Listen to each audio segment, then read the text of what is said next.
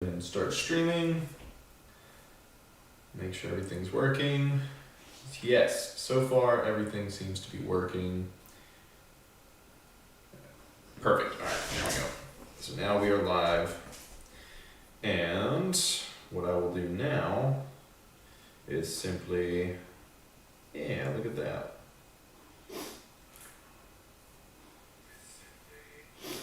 Yep, and the volume is perfect.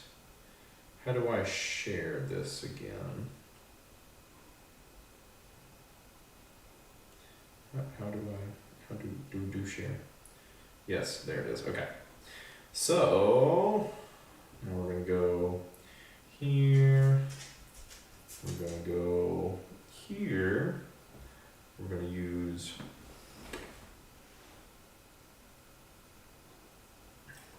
the tunnel. A tunnel. Live.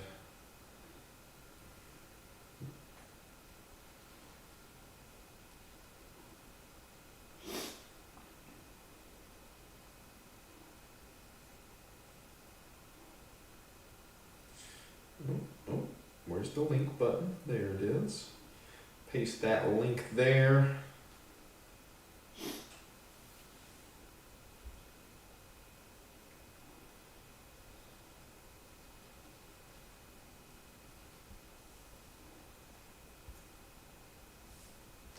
Got it.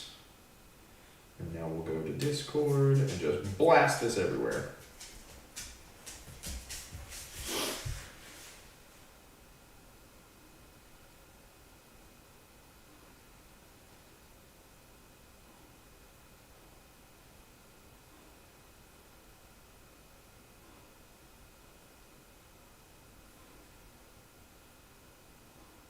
Ah, almost got this down where I can just jump in here. Where's the self? There it is. Self promotion.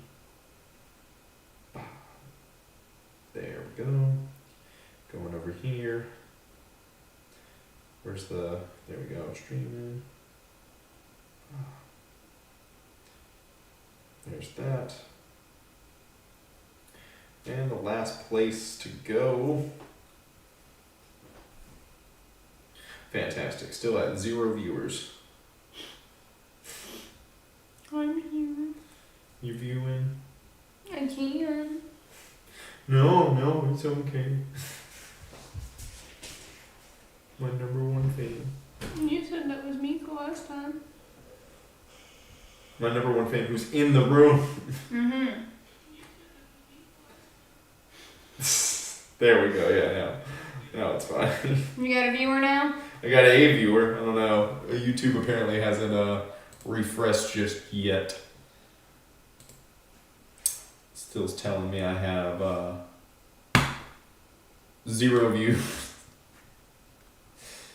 That's like the only thing is that YouTube and Twitch have this weird, oh there it goes, now it says concurrent viewers.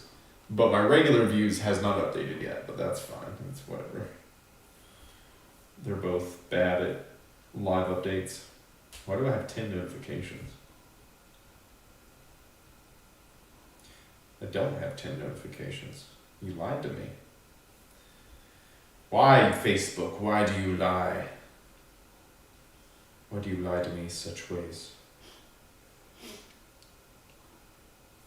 Next. Sure.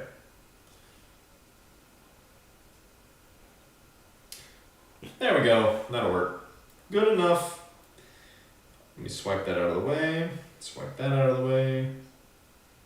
We'll look at those in a little bit. All right, fantastic. So, all right. Go ahead and get everything set up now. Try to get comfy. Lean the microphone against the... Finn, don't freak out. No, don't freak. All right. Let me put the pop filter a little closer. Poppy pop pop. All right. Let's add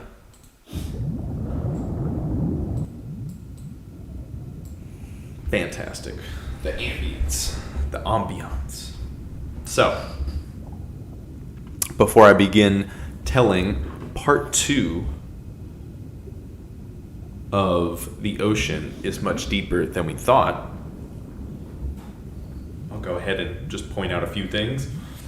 One, since this will be up later on the YouTube page, and I'll try to do most scary storytelling installments on Wednesdays, I'll try to make sure that they go live for review after the stream ends, so that they'll have their own playlist in the live category as well. That way some of these stories can be followed up on, and then I'll try to use, if I ever remember, I'll try to use some editing tricks to put the chapters so it's easy to follow from one part to the next. The other thing to point out is clearly the camera quality is much worse than it was. For some reason my computer is fighting and not... Keep going. Finn. Lie down. Finn. I'm gonna put you in the bedroom. Stream Dog is not happy. He says crackheads outside. Stream Dog, come here. Sit. Sit, Stream Dog. Lay down. Lay down. Good boy.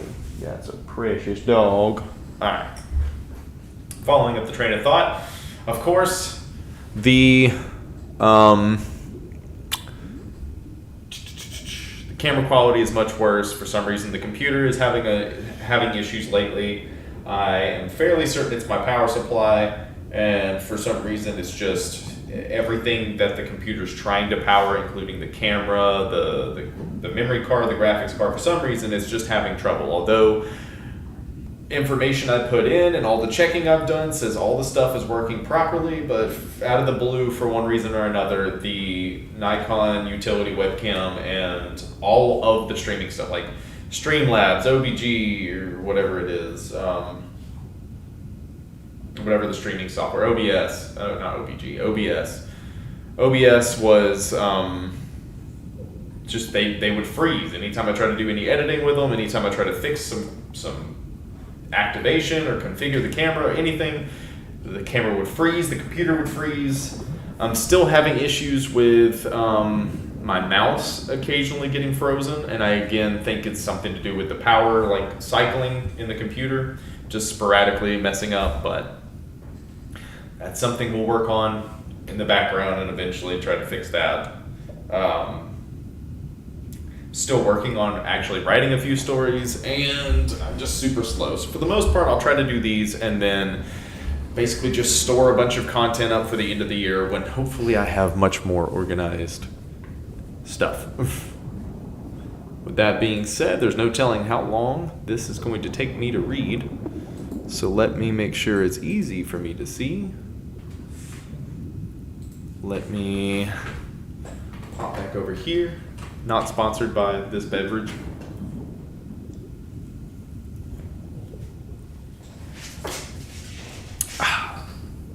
Something fizzy. And now some water for extra hydration.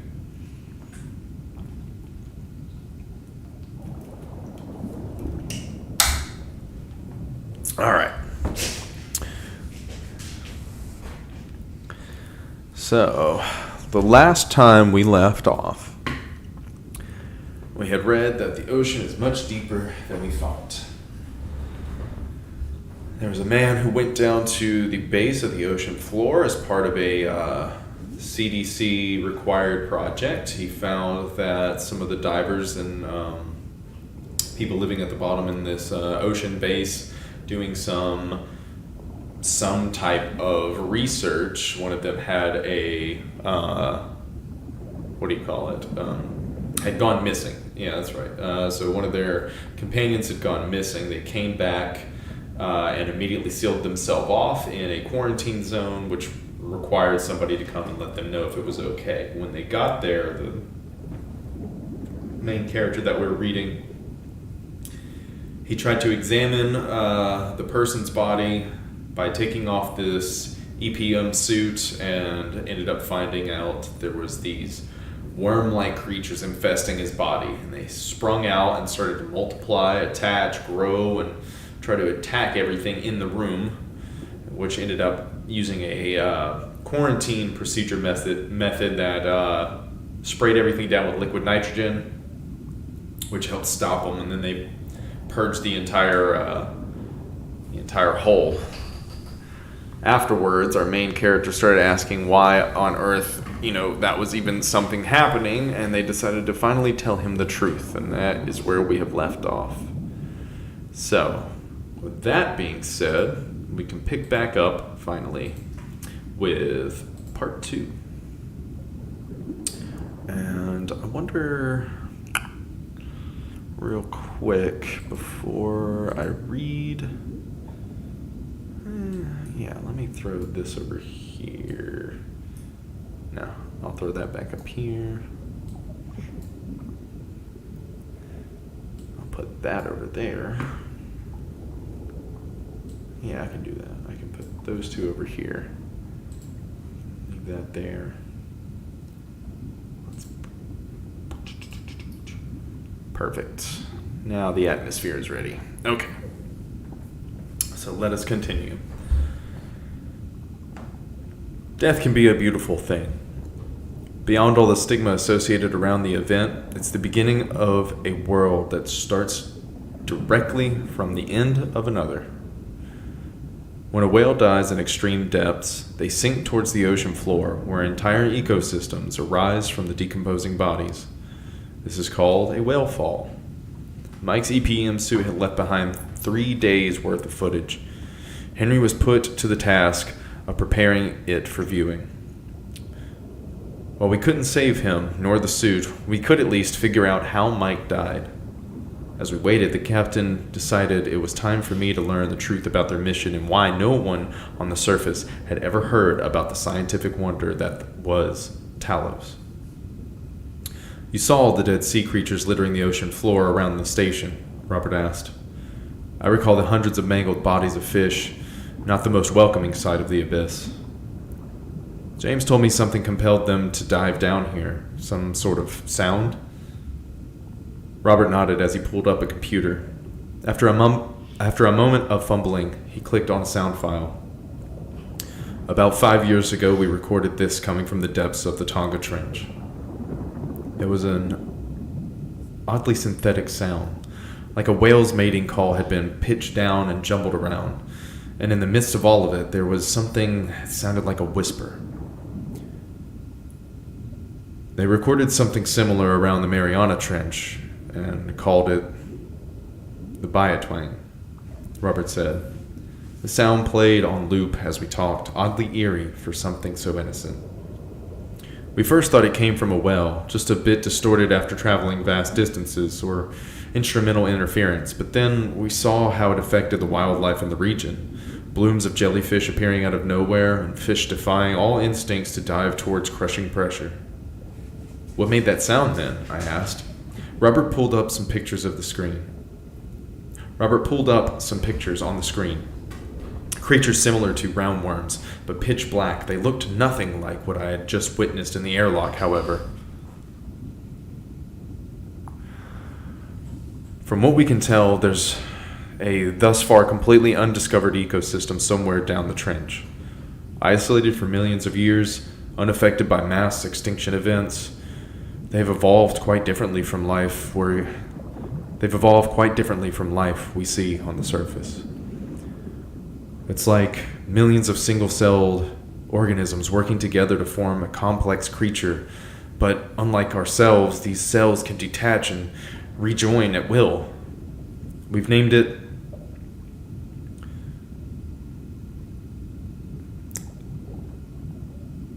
Synctium. That's what killed Mike?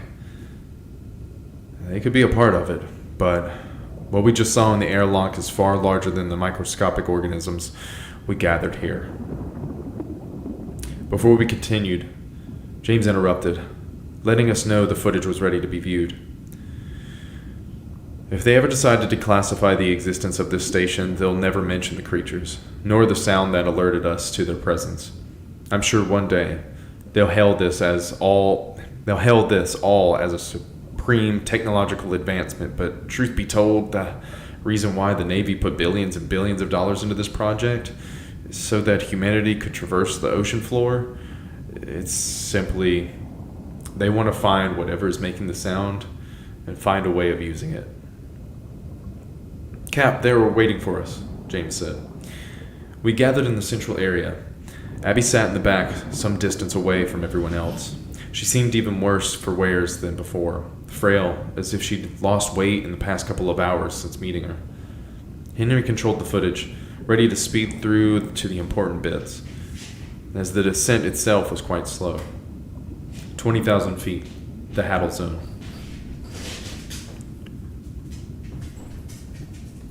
Oh, stream dog is moving.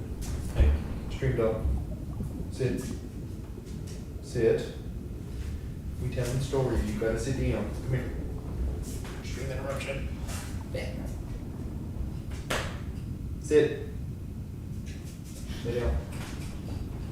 Lay down. He's mad. Yeah, stream dog mad. Ben, sit down. Lay down.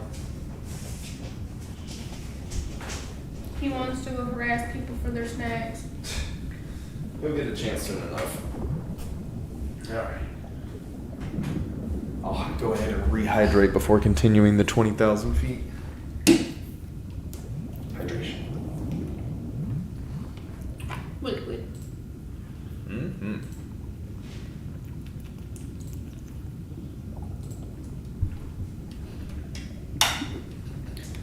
Awesome. Alright.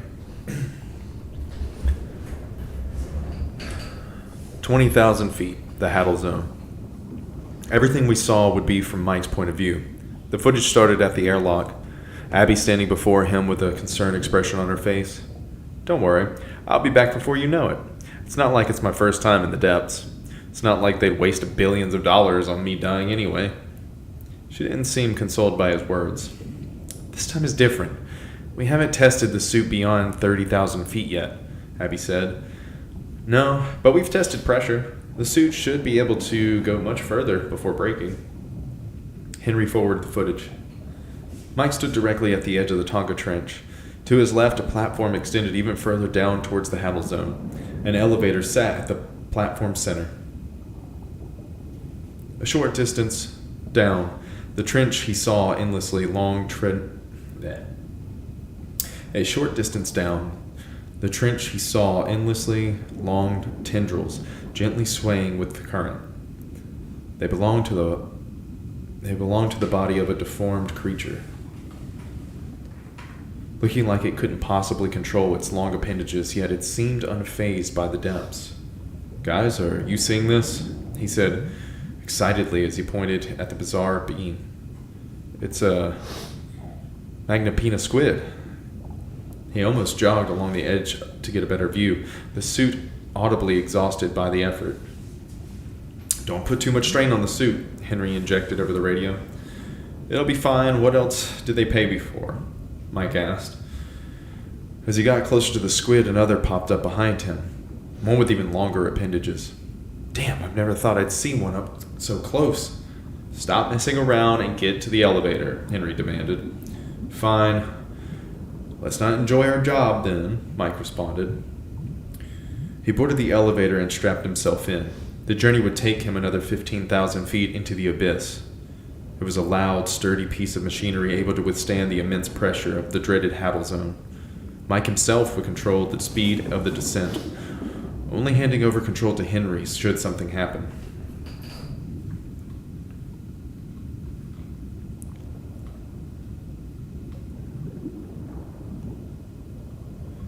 Not long after the descent started, Mike stalled the elevator.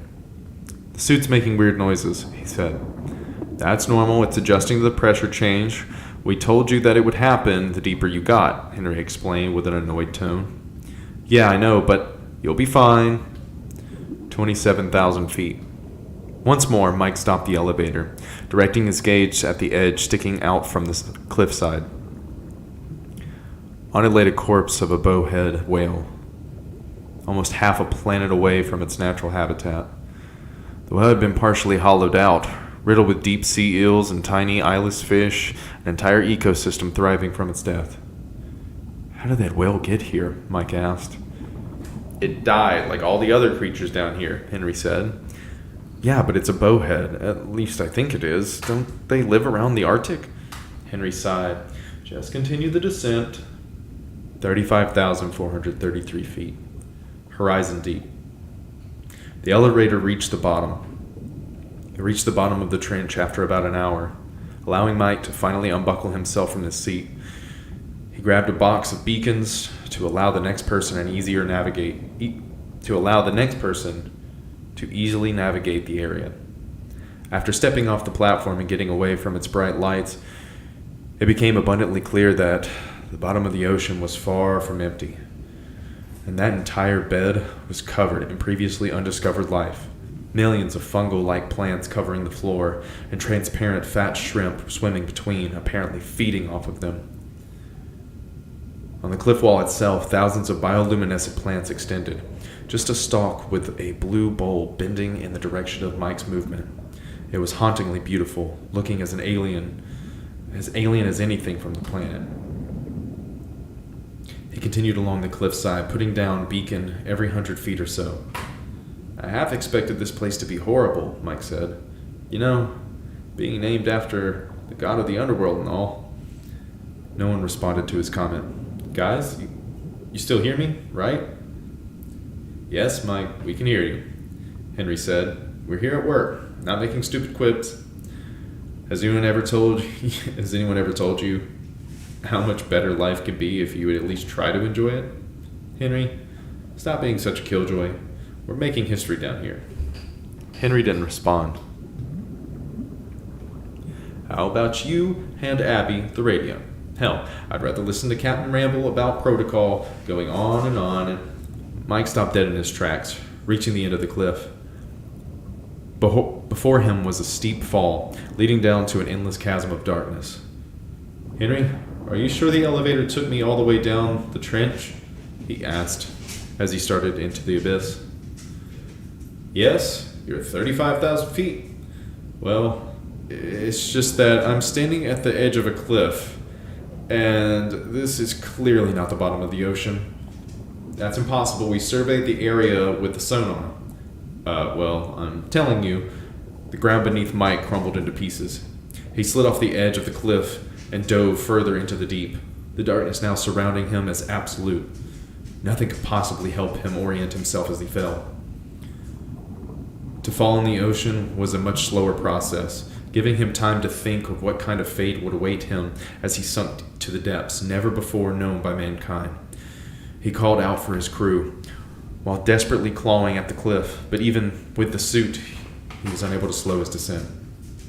As he got deeper, the suit started emitting loud beeps, alarms to alert rapid pressure changes exceeding 60,000 psi, but before he could even react, he hit the ground hard. Mike fell silent, passed out from the impact.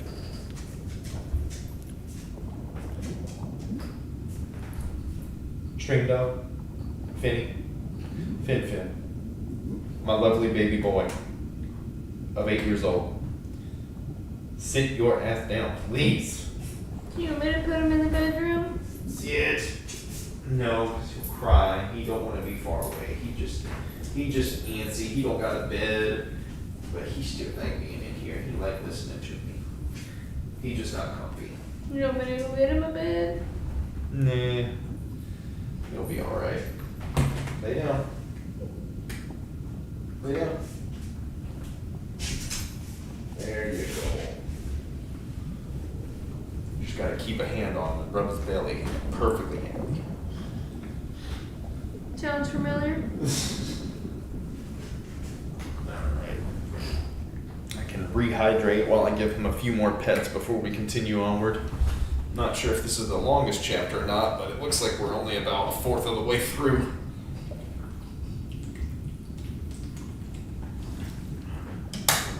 Alright. Before I continue,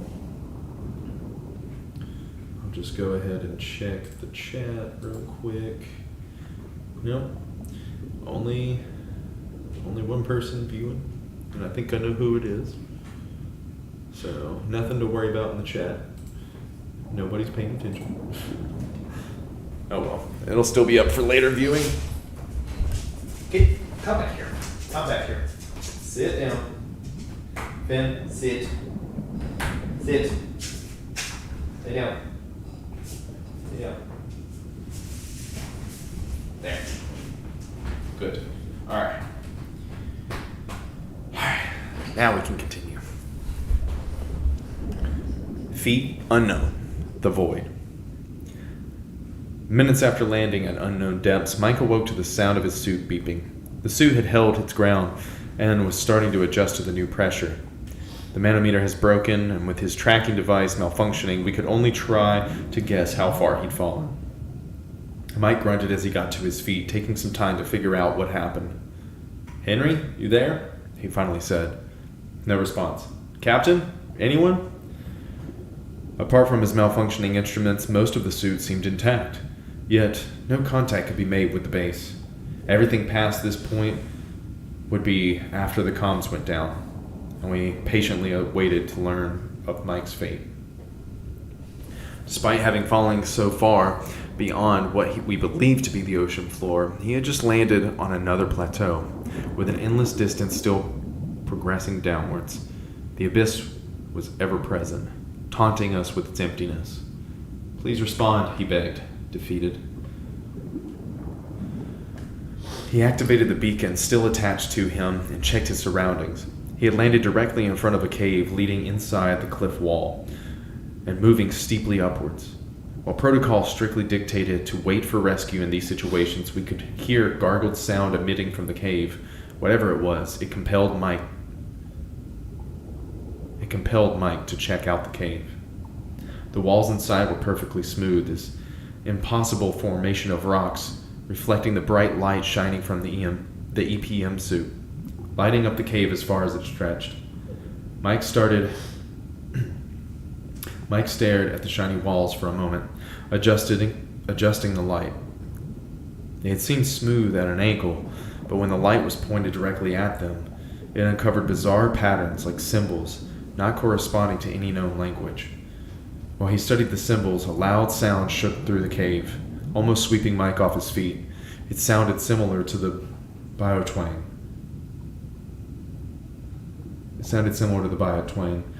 But with slight differences. The rhythm was changed. It seemed to put Mike further into a trance, and he diligently followed the sound, ignoring any chance of rescue the further in he went. The cave led to a much larger cavern, extending beyond the reach of any light source he had available. Unlike the tunnel, these walls weren't smooth, but were covered in millions of tiny holes, each perfectly round, each identical to the last. Upon closer inspection, the holes weren't empty, but filled with worms, just like the ones we had seen spew out of his body inside the airlock. They wriggled and reached for Mike as he walked through the cavern, pulled towards the sound in the distance, getting louder with each passing step. The deeper he got, the less he seemed distracted by the holes, which were growing in size along with the worms. Mike's only hypnotic objective was to reach the sound. On top of the worms, spindly, long-legged creatures walked across. They looked like shellless spider crabs, dipping their limbs into the worms and merging temporarily while seeming to feed them. For each dip into the holes, their limbs grew shorter while the worms expanded. Eventually, he reached a corner of the cavern, and with it, the source of the sound. It was half-consumed whale calf attached to the wall. It was a half-consumed whale calf attached to the wall, bound by hundreds of massive worms, extending into its torn flesh. Despite being half-eaten and broken beyond any chance at life, it somehow didn't succumb, as if the worms themselves had kept it alive. Involuntary life support, repurposed for their own needs. The calf gaped open, its half-eaten jaw so mangled Mike could see straight through to its vocal cords, which were also covered in these worms, tugging and moving them in position. The whale screamed, emitting another jumbled sound that pulled Mike even closer. While Mike was distracted. Several worms had emerged from their holes, rapidly swarming around him. Within seconds, they had joined together, wrapping around his leg and climbing up the suit. It temporarily brought Mike back to sanity as he tried to tear the worms off, but they were far faster than him. They trapped inside a slow metal box. He stumbled to the ground, allowing more worms and their spindles to cover each of his limbs. The creature merged together, forming a sheet of flesh that soon covered the entirety of his body.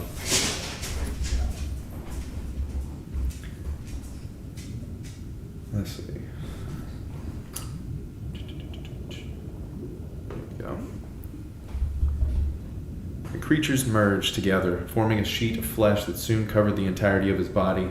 Mike fell silent, and the camera showed nothing but a flesh-colored mass, muffling any audio save for Mike's panicked breath. He screamed as a loud bang almost broke the speakers, the sound of his suit being perforated and the mesh refilling the hole which had formed around the sole of his foot. The creatures had gotten inside his suit, digging into his flesh, Mike crying in agony before falling silent. We all stood speechless in front of the monitor, now displaying nothing but a timer, proving the camera was still running. Abby had left, with James following to console her. "That can't be it," Robert said. "Let me forward it," Henry said, half whispering in shock. We forwarded through almost 3 days of nothing, while the worms incubated inside Mike, trapped alone in the cavern, no one knowing where he was. The camera started clearing up, the flesh sheet peeling off, as the view showed that Mike had returned to the elevator. During 3 days down in the trench, the Synctium had occupied, covering it with their fleshy appendages. Mike was controlling it, or whatever remained of him inside the suit. He wandered towards the station, flakes of synthetical flesh falling off of him for each step. His crew called out for him over the radio, now that they could reach him. But Mike could do nothing but gargle as worms had consumed most of his lungs. At the airlock, he stumbled inside, ready to unleash hell within the station, but for a brief moment, Mike managed to halt himself. Perhaps the thought of hurting those he loved was enough for him to temporarily gain control, just enough time to shut down the airlock, putting himself into lockdown.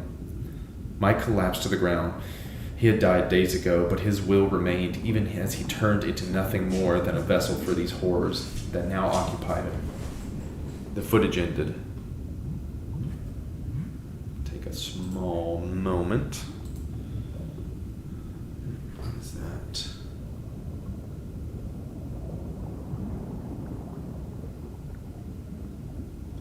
Oh, that's something else. Okay. Rehydrate. I think we're maybe halfway through this chapter.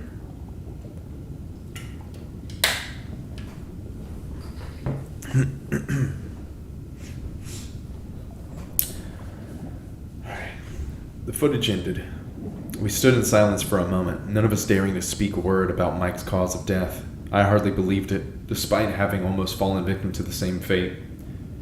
Henry, call headquarters. Tell them we're shutting this project down, Robert said, breaking the silence. Jennifer, destroy the sample from the airlock. It's still sealed, right?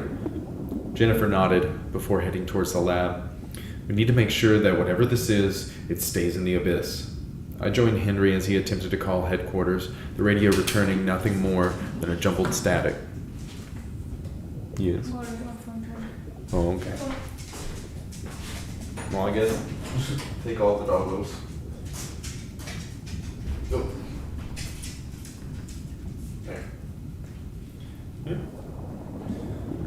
Still nothing there. Yeah. Alright. Let's see. Been streaming for almost half an hour now. Maybe just a little bit over. Yeah, a little over half an hour. I'll pick back up in a moment there. Normally, the dogs are pretty cool about just staying chill and laying down.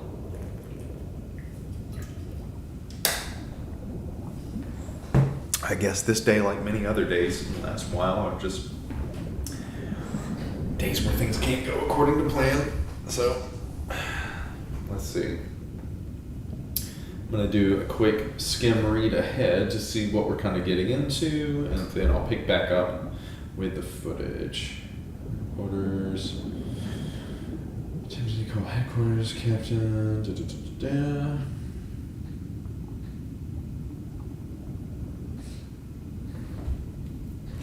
da. Alright. That's pretty good. Okay.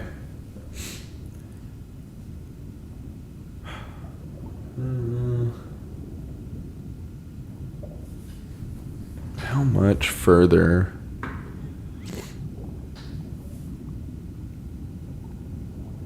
Oh, actually, this looks like it's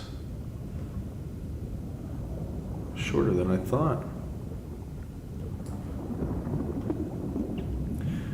Let's go ahead and finish this. This is actually the last little section here.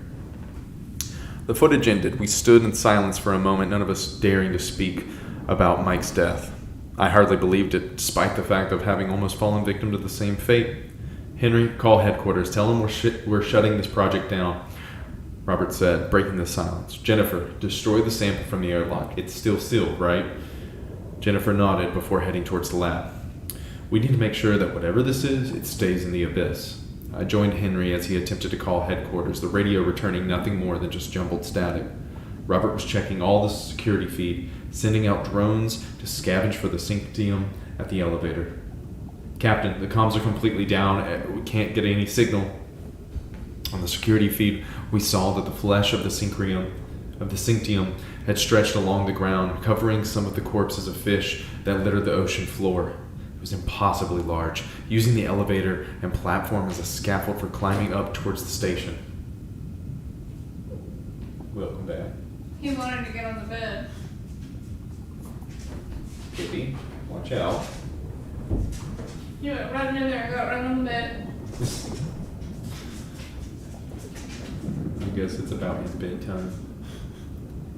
Alright. We are at this last section. Let's see. I need to destroy whatever it is into the abyss. I joined Henry and Johnson headquarters. Radio returning nothing but jumbled static.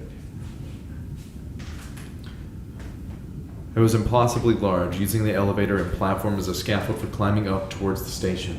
A loud metallic clang sounded through the station, followed by an alarm. What the hell was that? I asked. Hull breach, Sector C, an automated voice said. Isolate it, Robert demanded. What about just do it, he continued. Henry frantically tried to navigate the security system, attempting to get an idea of the extent of the damage. What's in Sector C, I asked. It's the lab. Fucking hell, I hope Jennifer didn't get it there yet, Henry said. While the station sealed, trapping anyone inside, another loud bang shook us. The alarm sounded again. Hull breach, Sector B. Fuck, what now? Henry asked. Robert still stood in shock, frozen with the decision of saving the station or fleeing. We have to evacuate, was all he could say. And that's the end of part 2. That was it? That's it. That's where it ends. So, that's pretty crazy, pretty creepy. They apparently found that those worms were, oh god, that's so, gives me the heebie-jeebies thinking about it. The worms being able to use the whale to communicate, using the vocal cords from it to make sounds.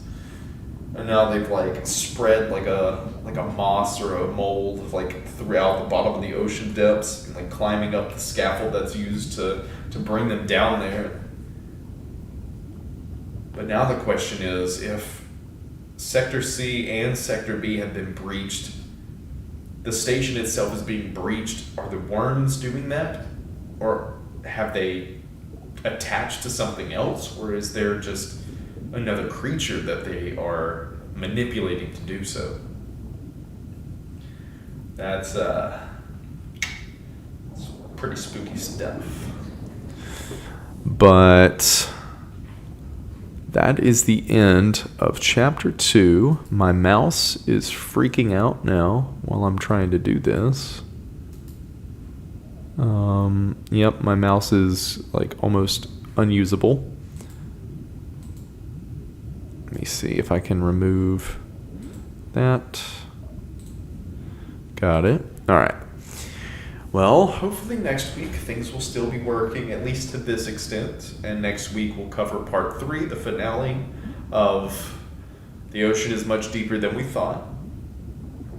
And perhaps I'll have a little bit of extra stuff to read next week as well, in case that one's a little bit shorter like this one was. I want to say part 1 felt like it was so much longer than part 2. Maybe it was, or maybe I just got better at reading in the time since. But I think, let's see, we're hitting about 40 minutes for a live stream. I want to go for a little bit longer, but at the same time, I don't want to stress what I've already managed to get occupied. So we did our updates at the beginning.